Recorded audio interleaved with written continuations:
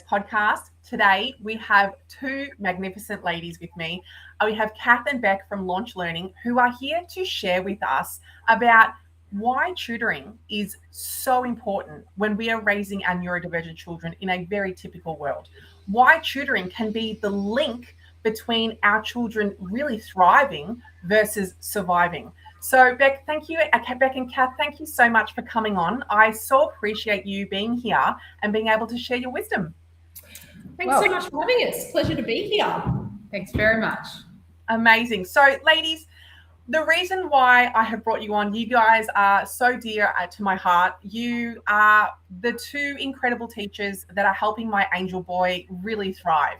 So, to give listeners a little bit of insight, we were homeschooling for quite some time, and I felt like I needed an extra supplement, like someone who obviously was a teacher, who understood the laws of the land when it came to teaching, and being able to share and sort of navigate the way through what a neurodivergent mind looked like.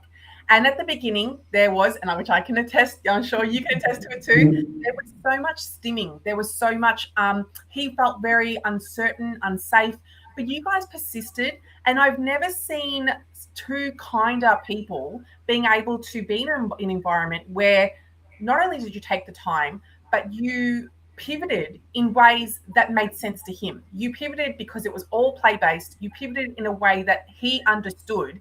And now he's in a situation where he is thriving in the time that he's with you. And the advancements that have been made are truly incredible. So this is why I wanted to bring you on the podcast. So let's go through a little bit around what is Launch Learning. Can you share with the listeners what it's all about? Sure. So Launch Learning is a tutoring company, and we started it at the beginning of 2025. So it feels like a long time ago now, but it's gone really quickly. And Bec and I were sharing a classroom together for a number of years at a local primary school. And the things that we loved the most was working with children in small groups or one-to-one. It was the chance and the time that we saw the most growth with students. You could make connections with students in that time. And we really wanted to be able to replicate that for as many students as possible.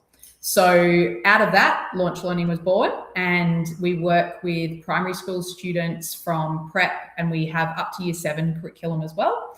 And we work with students either in small groups or in a one-to-one setting.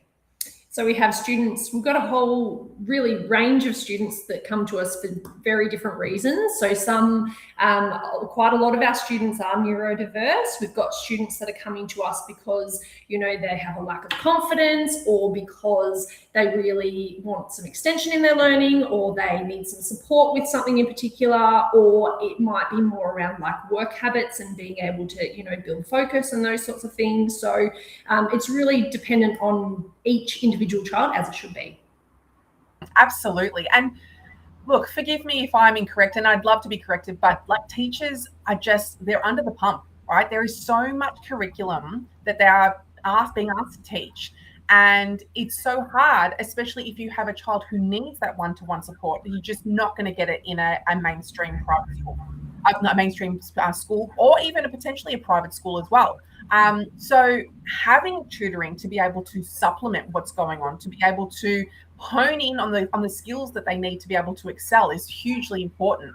But if you had to go back to the beginning, what was it that really was the driver of you starting Launch Learning? I think it's almost exactly what you've just said. Teachers in classrooms are doing an incredible job with the resources that they have, but teachers and schools are under pressure. Class sizes are growing, the curriculum gets bigger and bigger every year, the things we have to cover, the interruptions to classroom schedules with various different things, and the different needs of the children are increasing every year. You know, so the scope of what you have to cover and how you have to differentiate for children in the classroom is growing every year. And so, you know, when we're in classrooms, as Cath said, we saw the benefits of that individual focus time, whether it was with one student or a small group. And we saw how quickly kids' confidence grew, how quickly their learning and progress, kind of the leaps that were happening when they had that focused time. And so we really wanted to take advantage of that with more children and have that uninterrupted learning time. Why do you think it is that the curriculum is getting bigger? Like, I don't understand why it's continually getting bigger. Like, it's not like we're getting smarter by the year. So why is it getting bigger? I think there's constantly changes in education, and there's constantly more research being done in education around what's important and what are the fundamentals, what do we need to cover, what else can we cover. I think there's probably also requests in the biggest world society around what else we want schools to cover, as families and people in general are time poor. So there's more emphasis on schools to teach a variety of skills that might perhaps have been done elsewhere previously. So I think that's another aspect to it as well, and why that curriculum is getting so much larger. And I think probably we're learning about the importance of different things within the curriculum, and it's hard for schools to prioritize, what comes first. We want to cover all of these things. They're all important. So we're going to try and cover it all as best as we can. But yeah, as Bec says, it's just getting larger and larger every year. And there's a lot to cover. And I think that students are at the point now where they're like, well, how much are they taking in? I don't know. Like, I think schooling is very different to when I was at school, right? Versus when you guys were at school, versus what the kids are now. So much of what we're seeing is on socials. So much of what we're seeing is on the computer. So much of, gone are the days of handwriting. And we're seeing a lot of students really struggling with handwriting because it's so, typing, like spelling is becoming an issue now as well. What do you see in terms of the impact that you, like the students that come and see you? What can you give us some examples of what you're seeing in your groups or in your one-to-ones? Yeah, you just mentioned about, I guess, being able to, how much students are taking in. And I think that's really reflective of the fact that in classrooms now, there's such a diverse range of learning needs. There's such a diverse range of academic levels. There's such a diverse range of behaviors and strengths and all of the different things. And for a teacher in a classroom, if you've got 20, 24, sometimes 28 kids, being able to target your teaching in a way that caters for all of those needs is kind of an impossible task. And teachers are doing the very best that they can. And so I guess one of the real privileges that we have is that students who come to us are really grouped according to those needs and not according to their year level. So the kids that are in front of us have very similar learning goals, have very similar learning needs. And so we're able to really hone in and target exactly what those particular students need. And because of the small groups, we can check in one-to-one really easily, which, is a lot harder to do in a classroom when you've got 24 kids as opposed to 4 kids. Yeah, I think that that feedback that the students get in the session and when they're working with us and all of our fabulous teachers here makes a big difference. I think that that's something that you try to do in the classroom constantly, but it is a challenge. So to be able to give students immediate feedback on what they're doing in a face-to-face context where it's all about the connection. So that's, one of the things that we really treasure is being able to connect with the student in front of us, get to know them, find out what they like to do. Is it, they like basketball? Do they like trains? Do they like whatever it is? And try and sort of twist the learning to accommodate their interests while also moving forward and progressing. You absolutely hit the nail on the head there, because taking their interest and being able to convert it into a way that makes sense to them. Like, this is the only thing that I learned about homeschooling, was being able to do exactly that. Take their interest and then convert it in a way that makes sense for their learning, for whatever the thing that you're trying to teach.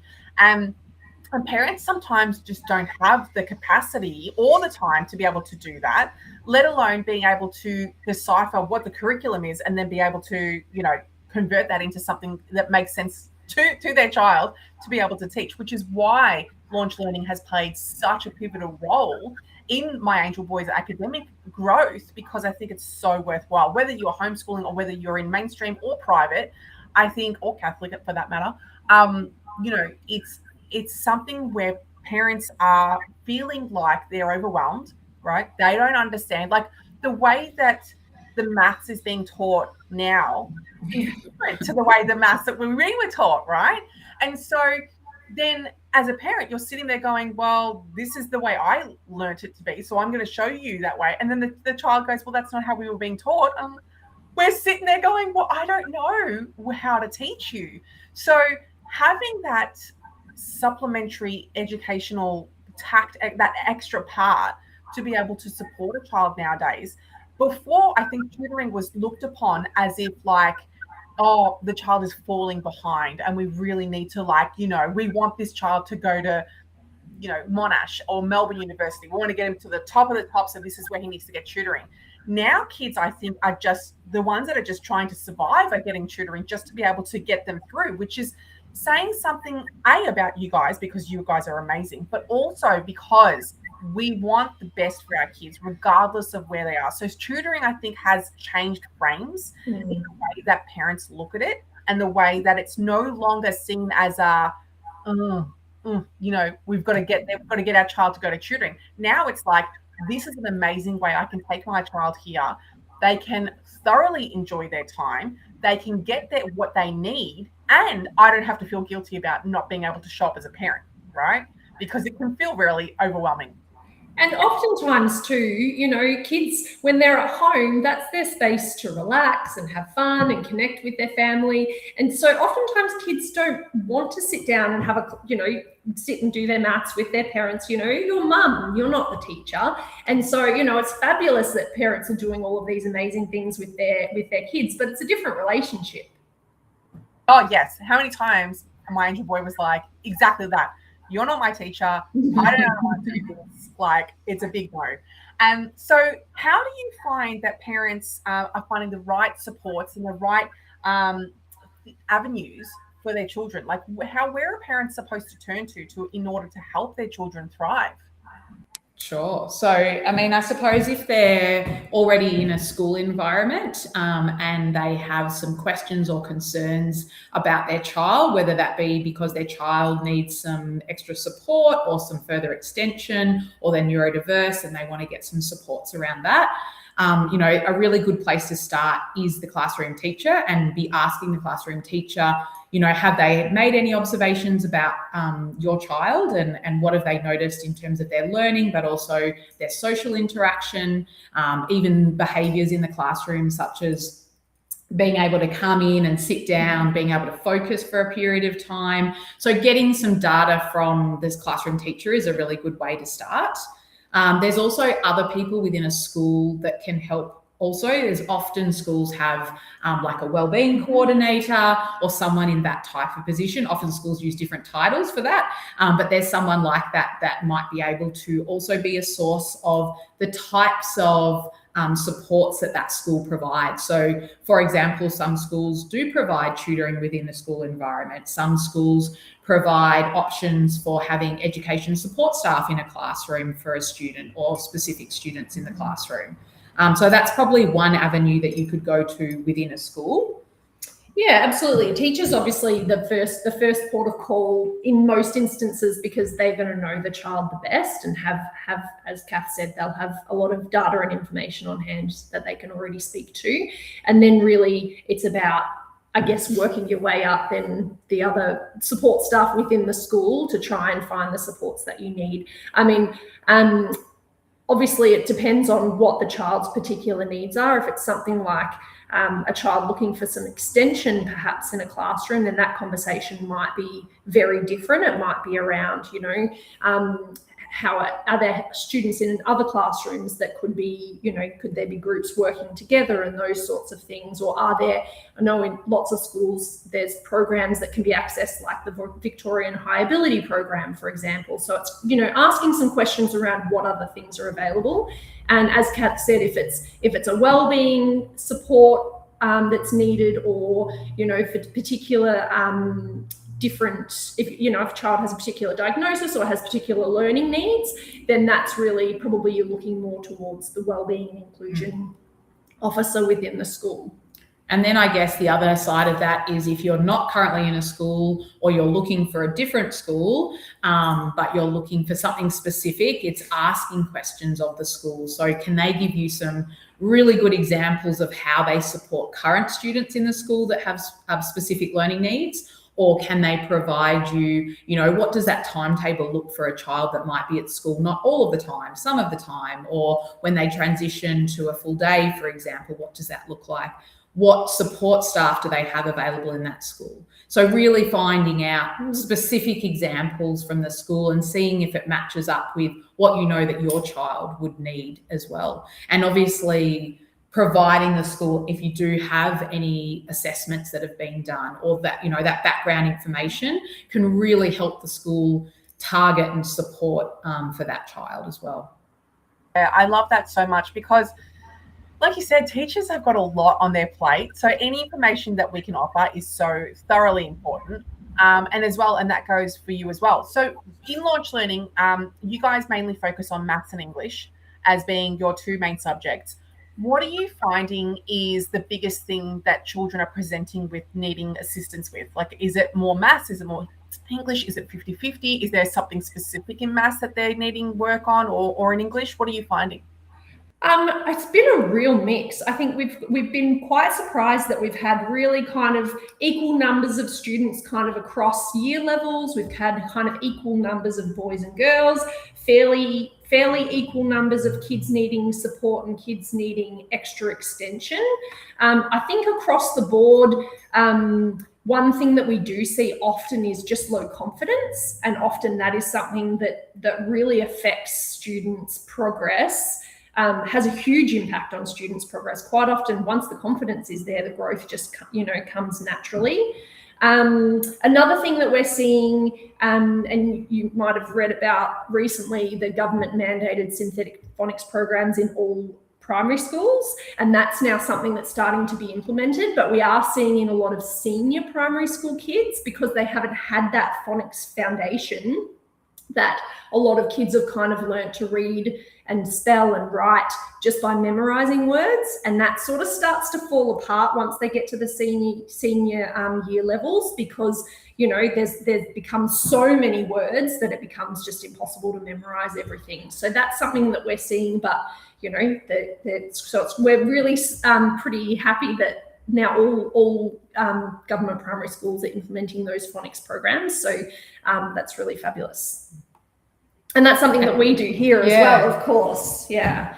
And then I think it's just opportunity, isn't it, to practice those foundational skills. So, often a classroom can move quite quickly because, as we were talking about before, there's all that curriculum that we've got to cover. So sometimes it's hard to deep dive on some of those topics. So obviously being able to have the opportunity to do that with the students and really go over the fundamentals, whether it be like algorithms in maths, for example, with addition and subtraction, so that students really have that solid understanding before they're then applying it to things like fractions and algebra. So I think that's probably something that we've seen has been necessary with a lot of the students that we have. Having an opportunity, once they've learned a new skill or a new concept, that then they can apply it repeatedly with feedback, with support, with a teacher checking in to see if there's any kind of misconceptions and things in the moment, is really important. Totally. When, other than the self-confidence part, what are other telltale signs that parents should be looking for in order for them to think maybe tutoring is something that my child needs? Well, I think part of it is obviously parents get school reports, and that identifies students as to whether they're, at level, below level, or above level. So that can be a good indicator or a starting point. Sometimes it's just like that the student really wants to do extra learning. So it might be that the student is voicing that. So just like a student might like to do extra basketball training, they might like to do extra education. So sometimes it's just listening to your child in what they're interested in and what they're engaged in, and that might cause you to look at it. It might also be a conversation that you've had with the classroom teacher. Perhaps the classroom teacher has noticed something in particular, either that they need some support in, or that they're really thriving with, and the classroom teacher is trying to work hard to give them curriculum levels above where they're working at the moment, that they might identify and say that tutoring could really help support that student to keep them engaged in learning as well. I think that it's important to have that vigilance, right? Where you feel like, okay, maybe this is a good idea to come this way. And I think that it's not a bad thing, even for anyone who's listening, to drop these guys, these girls a line and say, this is the situation, just need to check in. Is this something that would benefit my child, right? Because, you know, if it's a yes, great, let's go ahead. And if it's a no, which I'm sure you would say if you were listening to the conversation and you felt that this child did not need tutoring, that you would be saying, yeah, no, it's not relevant. That's fine, but at least you can put the parent's mind at ease. I think that parents need to take the step up and take it into their own hands sometimes, because not every child is going to do really well with that specific teacher. And I think that that is something that also plays a part. If there is, not a great connection there, that can really hinder a child's development, right? And a year's a long time to be able to be put in with this, the same teacher with the same child and not get that same thing. So, parents, if you're listening, go reach out and talk to them, because, I think that if you are able to teach a minimally speaking child, Lord knows you can teach anybody, okay? Like, let's just put it out there, because it's hard. It's so hard to be able to teach someone who isn't giving you the verbal feedback that you need in order to understand if that comprehension is there. So that leads me to my next question is, if you had to look at percentage-wise, how much of your clientele is more neurodivergent versus neurotypical? I don't know that we've done the statistics, but you have to be more than half. Yeah, I'd say, yeah. And those students, they might be working one-to-one with a teacher, or they may be in a group setting. So it doesn't necessarily define what setting they're in, but we have it across maths, across literacy, and across both those private as well as group settings. For most students who come to us, they come first and do an assessment in either maths or literacy, or some students come twice and do both. And then that really gives us an opportunity to kind of meet the child, see how they work, get a sense of how they might work in a group or how they might work one-to-one, really check in on all of the curriculum items and have a look and see what their learning goals are, to really make sure that we can kind of group them in the best way the way that's going to support their needs best. Obviously, an assessment doesn't always suit every child, and so we've had cases where the process has looked a little bit different. So, for some children, it's been coming in and meeting us, coming in and just having a wander through the space. We might have a few little puzzles or things set up so that they can come in and just start to feel safe in the space. And then, the next meeting might look a little different. It might be that they come in and read a story with us. So it really depends on the needs of the child. And so the first point of contact is often just a phone call with the parent to have a chat about their child, so they can let us know, what their child needs and how they learn best, and make a plan from there. Yeah, totally. Because so I guess the next thing I wanted to ask you is, with regards to your clientele and your kids, are a lot of them in like schools, or are they homeschooling? So the majority of our students are currently in a school, whether that be full-time or part-time. We have a couple of students, few students that are homeschooled, or are transitioning into a school. So that is something that we do have here as well. But the majority of students would be coming from, local primary schools, really, as well as we've got that Year 7 curriculum. So we have some high school Year 7 students as well. And so then, do you have students that are all the way from like prep all the way up to Year 12, or is it just mainly just from, prep to Year 7-ish? So we're primarily a primary school tutoring centre, but because of that kind of range of abilities and range of needs in primary school students, we've got curriculum that goes up to a Year 7 level, because we've got some kids here at the moment who are in grade 5 working on Year 7 maths, for example. And so that just allows us to kind of cater for that group. It also has been really lovely because we've had some students that were in year 6 last year, and they've been able to stay with us through to year 7, which is a really nice way to support that transition as well, because it's such a huge thing for kids moving into high school. So just to have that kind of bit of familiarity and also that little bit of support as they move into high school curriculum has been really nice as well. But yeah, primarily we're a primary school age tutoring centre. And especially for year 7, especially if you're neurodivergent, that would be such a big step. So having that support and that scaffolding would be hugely important, because you're going to a different school, you're wearing a different uniform, the whole entire curriculum is so much more advanced than what you're used to in grade 6, no doubt. So then we want to make sure that they're supported. I think that tutoring is something that I really hope that parents have a mindset that tutoring is a place where children can thrive in that one-to-one support, as opposed to, my child is falling behind and I need to put this in place in order for them to keep going. Like, it's such a different environment, and I think that parents really see how wonderful it can be either in a group environment or in a one-to-one environment. And what you just said before was having a situation where you have groups of not the same age, but like different ages, but meeting them where they're at. That is hugely important. Actually, I wish that schools were based like that, because it like you said, it's impossible to teach someone who you've got on one side, you've got Bobby over here who's gifted, and then you've got Charlie over here who's got an intellectual disability. Like, how are you possibly teaching all of those children with just the same curriculum? Impossible, like near impossible. So for that, my heart goes out to the teachers that are out there, because it would be hugely impossible to do that. But being able to reframe that idea that tutoring is something that is only done if you're falling behind, as opposed to something that can really allow your child to shine. And like you said, growing that confidence. It might be that maybe that child only needs tutoring for a certain amount of time so their confidence can grow, and then they can just keep going and progress.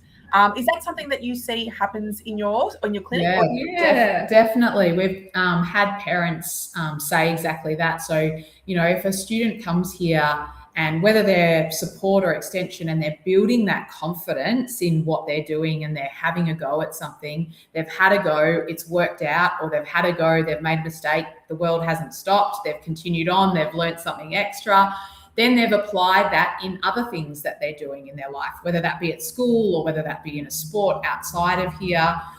So they've really been able to kind of lift that level of confidence that they've got to, and carry it through other things as well, which we know as adults, the same thing happens to us, right? As soon as we feel confident about something, we're going to apply it to other areas of our life. So I think that has been probably the biggest thing that we've seen in terms of kids. Like, you literally see kids skipping out, that they're really pumped and excited. They'll share with their parents, like, I've learnt this, I know how to do this.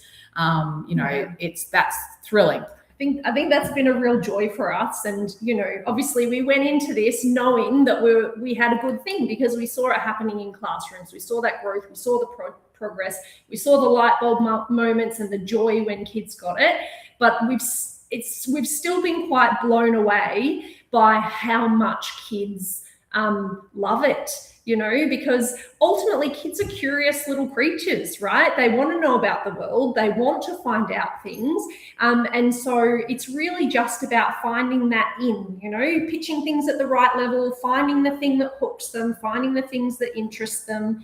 And also, they just want our time.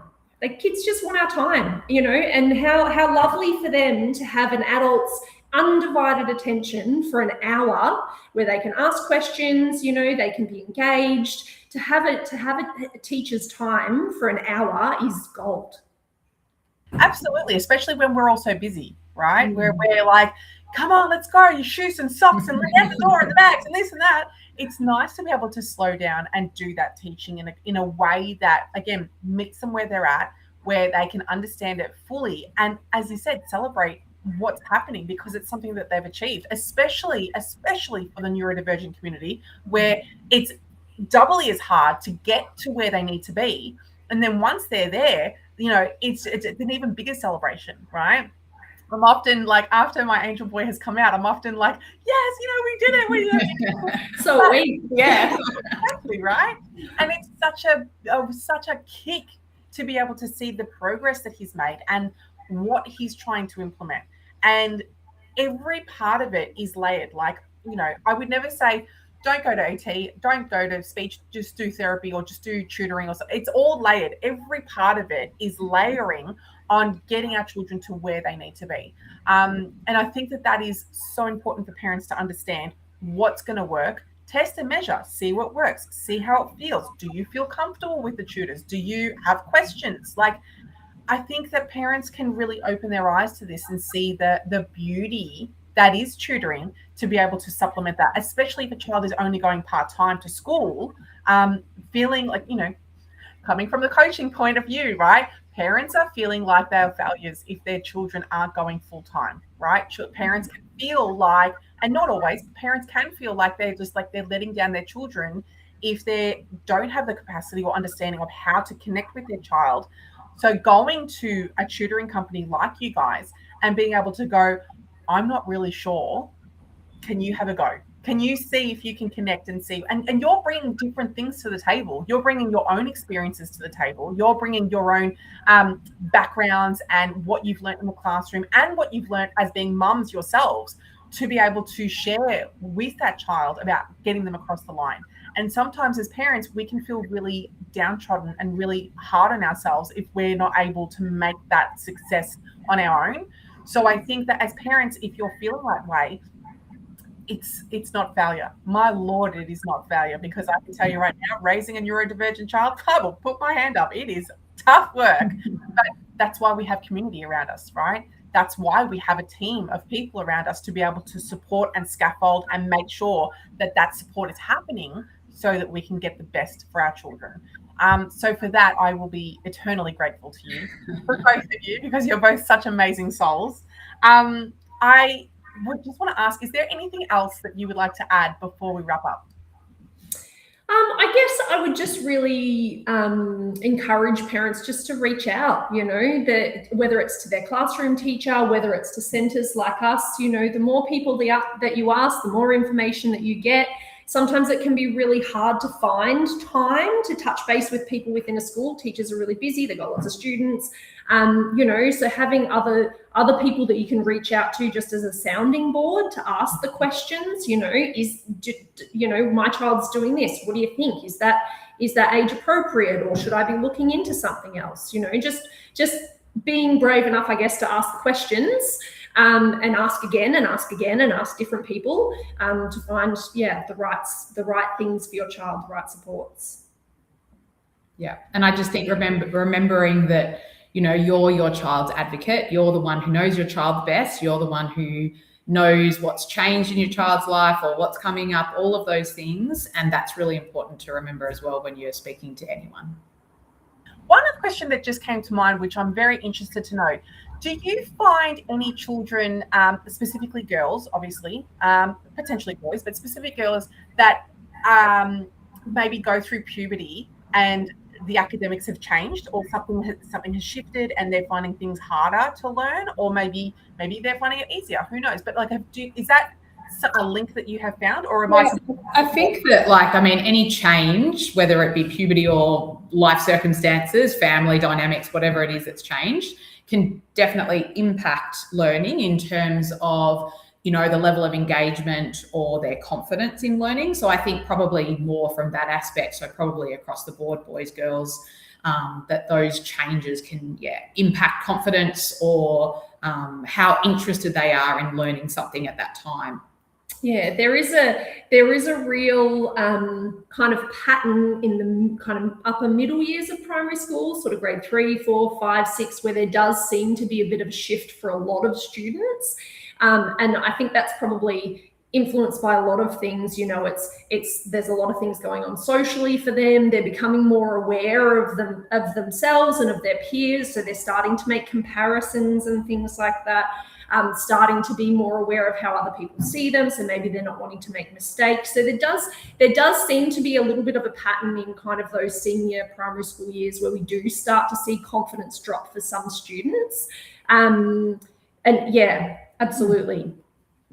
So parents, keep that in the back of your mind as the kids are growing. That might be something that you just, put in a file at the back, just keep it on tap, that as they continue to grow, that what was working before may not continue to work. And we just need to pivot and change and just work out another way to go forward to be able to get them, again, across the line. Guys, where can people find you? So we're located in Bay Street in Port Melbourne. So anyone's welcome to come past and knock on the door and have a chat with us. We're here every day. So we're at 325 Bay Street, Port Melbourne. We're also contactable via email. So our email, which I'm sure we can add later on, but that's info@launchlearningcentre.com. Mm-hmm. So we're very happy to return any emails. Yeah, and you can jump on our website to launchlearning.com, and there's all the information is there for you to have a look and peruse and find out a little bit more. But certainly, just get in touch. We love to have a chat with parents. I love that. So good. Guys, make sure that you touch base with these resources. There is so much there. I can attest that these ladies are outstanding. I have told so many people about you guys because I think that you are total gems, because you really care, right? You've got the child's best interests at heart, and you've got the time to be able to cultivate that relationship and that connection. And I cannot speak highly enough about you. So thank you so much for coming onto the podcast. I thoroughly enjoyed having you here. Oh, thanks for your time, Natalie. All good. I'll talk to you soon.